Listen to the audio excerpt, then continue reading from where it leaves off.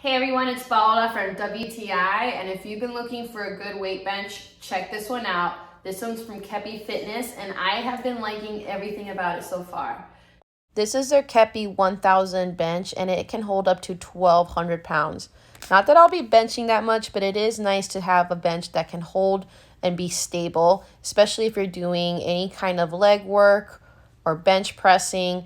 It is really nice and versatile. So here you can see it's being used for sit-ups, and it has this really nice leather padded bench that is comfortable and easy to maintain. You just have to wipe it down easily. Now it has this curved bar right here, and that's where you're going to adjust the angle. It goes in 10-degree increments, so that means you'll be able to give it many different positions, and even the seat moves as well. With these wheels and this handle right here, it is so easy for me to move this. I can just do it one-handed like that.